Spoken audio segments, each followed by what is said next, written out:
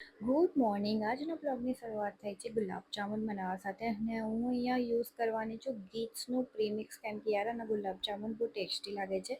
તો પહેલાં બધું પ્રોપર મેઝરમેન્ટ લઈએ અને ચાસણીને બનાવવા મૂકી દઈએ કેમ કે આપણી ચાસણી ના તો વધારે સ્વીટ હોવી જોઈએ ના તો મોડી હોવી જોઈએ. પછી પ્રીમિક્સને એક પ્લેટમાં કાઢીને એમાં દૂધ થોડું થોડું નાખીને લોટ બાંધવાનો છે અને લોટ ના તો બહુ કઠણ હોવો જોઈએ ના તો પછી બહુ ઢીલો હોવો જોઈએ, એકદમ મીડિયમ હોવો જોઈએ.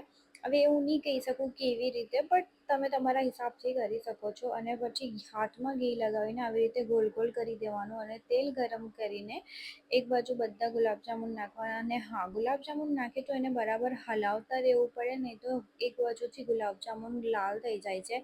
અને એને પ્રોપર આવી રીતે બ્રાઉન કલર આવવા દેવાનો, નહીં તો ચાસણીમાં જઈ એનો કલર ચેન્જ થઈ જાય છે.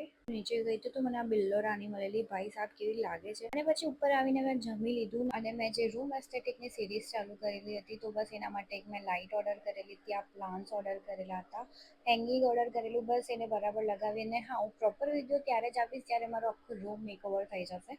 અને રાતે ડિનરમાં મમ્મીએ બિરયાની બનાવેલી હતી તો બસ એમને થોડીક હેલ્પ કરી અને જે સવારે ગુલાબજામુન બનાવેલા હતા એ જમીને જ ખાઈ લઈએ. યાર ભાઈ સાહબ જે એટલા ટેસ્ટી હતા, મને હમણાં બી મોંમાં પાણી આવી ગયું. બસ આજનો બ્લોગ અહીંયા જ પૂરો કરીએ. બાય.